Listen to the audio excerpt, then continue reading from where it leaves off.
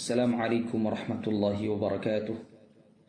Alhamdulillahi haqqa hamdih, wassalatu wassalamu ala nabihi wa abdih, wa ala alihi wa sahbihi wa wafdih, wa man sara ala nahjihi wa istanna bisunnatihi ila yaumi liqaihi wa ba'd. Saudaraku, saudariku, dimanapun anda berada yang semoga Allah subhanahu wa ta'ala rahmati.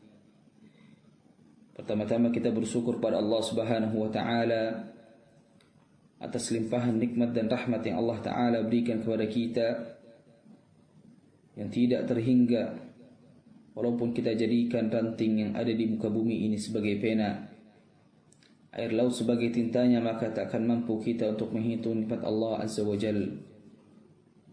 Allah ta'ala berfirman, wa in ta'uddu ni'matallahi la tuhsuha. Jikalau kalian menghitung nikmat Allah azza wa jal, niscaya kalian tak akan mampu untuk menghitungnya. Ikhwan fiddin, rahimani wa rahimakumullah jami'an. Bahwasanya setiap manusia pasti tak akan terluput yang namanya dosa, tak akan terluput yang namanya maksiat, kesalahan. Pasti mereka berbuat kemaksiatan, namun sebaik-baik mereka ialah yang bertaubat kepada Allah subhanahu wa ta'ala, sebagaimana yang Rasulullah sallallahu alaihi wasallam sabdakan, kullu ibni adam khatta'un wa khairu khatta'in at-tawwabun. Setiap anak Adam pasti pernah berbuat dosa, dan yang terbaik dari mereka adalah yang bertaubat kepada Allah subhanahu wa ta'ala. Maka di bulan yang mulia ini sudah sepatutnya bagi kita senantiasa meminta ampun kepada Allah subhanahu wa ta'ala, untuk banyak kita beristighfar, bertaubat kepada Allah subhanahu wa ta'ala. Karena Allah subhanahu wa ta'ala merintahkan kita untuk taubat, dan taubat wajib bagi kita, taubat wajib bagi setiap muslim dan muslimah, untuk senantiasa ia memperbanyak taubat, memperbanyak istighfar, agar mereka menjadi hamba Allah yang beruntung. Allah Ta'ala berfirman, wa tubu ilallahi jami'an ayyuhal mu'minun la'allakum tuflihun. Dan bertaubatlah kalian semua kepada Allah, wahai orang-orang yang beriman, agar kalian beruntung. Dan Rasulullah sallallahu alaihi wasallam juga merintahkan umatnya untuk selalu bertaubat kepada Allah azza wa jal. Bahkan beliau mencontohkan kepada kita semua bahwasanya beliau bertaubat kepada Allah subhanahu wa ta'ala sebanyak 100 kali dalam sehari. Beliau bersabda, ya ayuhan nas, tubu ilallahi fa inni atubu fil yawmi ilaihi mi'ata marrah. Wahai sekalian manusia, taubatlah kalian kepada Allah, karena sesungguhnya aku bertobat kepada Allah subhanahu wa ta'ala sebanyak 100 kali dalam sehari. Inilah Rasulullah sallallahu alaihi wasallam, manusia terbaik di muka bumi ini, yang sudah pasti dinyatakan surga berada di tangannya. Namun Rasulullah sallallahu alaihi wasallam dengan penuh ketundukan, dengan penuh ketawaduan, ia bertaubat kepada Allah subhanahu wa ta'ala. Ia beristighfar kepada Allah subhanahu wa ta'ala 100 kali dalam sehari. Maka bagaimana dengan kita? Maka bagaimana dengan kita yang selalu kita berbuat dosa, selalu kita berbuat maksiat, sirran wa alaniyah, dalam keadaan tidak dilihat siapa-siapa, ataupun dalam keadaan di keramaian orang. Maka sudah sepatutnya untuk kita meminta ampun kepada Allah subhanahu wa ta'ala.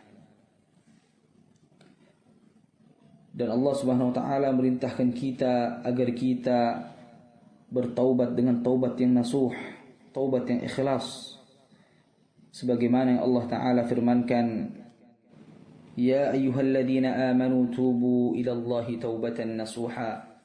Wahai orang-orang yang beriman, bertaubatlah kepada Allah dengan taubat yang benar, taubatun nasuh, taubat yang ikhlas, dan taubat yang tidak diiringi lagi dengan perbuatan dosa.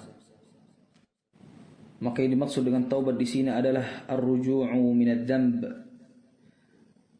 kembali dari kesalahan dan dosa menuju kepada ketaatan kepada Allah Azza wa Jal.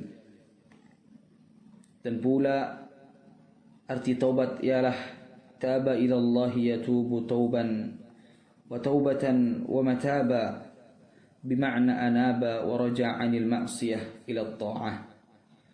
Bertobat kepada Allah artinya orang yang kembali kepada Allah dan dari perbuatan maksiat menuju kepada perbuatan atau menuju kepada ketaatan. Maka saudaraku, saudariku yang semoga Allah Ta'ala rahmati, segeralah kita untuk bertobat kepada Allah Subhanahu wa Ta'ala, beristighfar kepada Allah Subhanahu wa Ta'ala, meminta ampun kepada Allah Subhanahu wa Ta'ala dengan penuh ketundukan, tulus dari hati kita. Tidak ada kata terlambat dalam masalah taubat. Pintu taubat selalu terbuka hingga matahari terbit dari barat. Dan seorang muslim tidak boleh merasa putus asa dari rahmat Allah Azza wa Jal. Sebagaimana Allah Ta'ala firmankan, Qul ya ibadiyalladzina asrafu ala anfusihim la taqnatu min rahmatillah innallaha yaghfirudz dzunuba jami'a innahu huwal ghafurur rahim. Katakanlah, wahai hamba-hambaku yang melampaui batas terhadap diri mereka sendiri, janganlah kamu berputus asa dari rahmat Allah. Sesungguhnya Allah mengampuni dosa-dosa semuanya. Sungguh Dialah yang Maha Pengampun lagi Maha Penyayang. Maka ingatlah wahai saudaraku, bahwasanya Allah Subhanahu wa Ta'ala memiliki sifat Al-Ghafur, Maha Pengampun. Namun sifat ini tidak seperti manusia. Kalau kita meminta maaf kepada manusia, mungkin manusia memaafi kita, namun sifat dia sudah berubah dengan kita. Berbeda akan halnya Allah Azza wa Jal, tatkala hambanya meminta ampun kepada Allah, bertobat kepada Allah Azza wa Jal, niscaya Allah Subhanahu wa Ta'ala akan ampuni, walaupun hamba tersebut sering melakukan maksiat, walaupun dosanya sepenuh bumi, sebagaimana yang Rasulullah sallallahu alaihi wasallam bersabda, Ya ibadi, dalam hadis qudsi, Ya ibadi, law ataitani bi kurabil ardi khataya la tusyriku bi syai'a la ataituka bi kurabil ardi maghfirah. Wahai hambaku, atau ya ibna Adam, wahai anak Adam, jikalau engkau datang kepadaku dengan dosa sepenuh bumi, namun engkau datang kepadaku tidak membawa dosa syirik, yakni tidak menyekutukanku, niscaya aku akan datangkan kepadamu ampunan sepenuh bumi pula. Inilah kasih sayang Allah Subhanahu wa Ta'ala kepada hambanya, rahmat Allah Subhanahu wa Ta'ala kepada hambanya. Maka janganlah kita putus asa dari rahmat Allah Subhanahu wa Ta'ala, wala taqnatu min rahmatillah. Janganlah kita putus asa dari rahmat Allah Subhanahu wa Ta'ala. Dalam sebuah hadis yang diriwayatkan Muslim dari Abu Musa Al-Asy'ari radhiyallahu anhu, Rasulullah sallallahu alaihi wasallam bersabda, Innallaha azza wa jalla yabsutu yadahu bil-laili yatuba musii'un nahar ويبسط يده بالنهار ليتوب مسيء الليل حتى تطلع الشمس من مغربها. Sungguhnya Allah Azza wa Jalla selalu membuka tangannya di waktu malam untuk menerima taubat orang yang melakukan kesalahan di siang hari. Dan Allah Ta'ala membuka tangannya pada siang hari untuk menerima taubat orang yang melakukan kesalahannya di malam hari. Begitulah hingga matahari terbit dari barat. Maka taubatlah sebelum kita terlambat, apabila tanda-tanda kiamat besar telah tampak.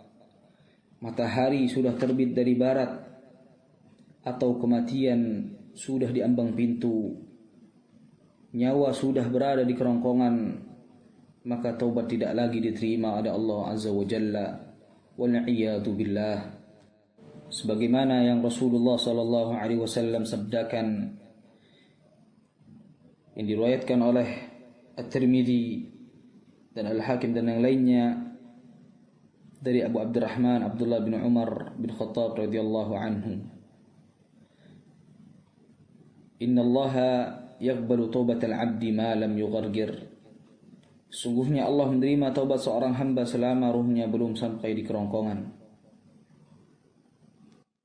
Maka ikhwan fiddin rahimanallahu wa iyyakum jami'an, kita manfaatkan di bulan yang mulia ini untuk senantiasa beristighfar, minta ampun kepada Allah Subhanahu wa taala, untuk senantiasa bertobat kepada Allah Subhanahu wa taala di sujud-sujud kita, di qiyamul lail kita senantiasa berdoa kepada Allah Subhanahu wa taala agar dosa-dosa kita diampuni dan amalan kita diterima di sisi Allah Subhanahu wa taala.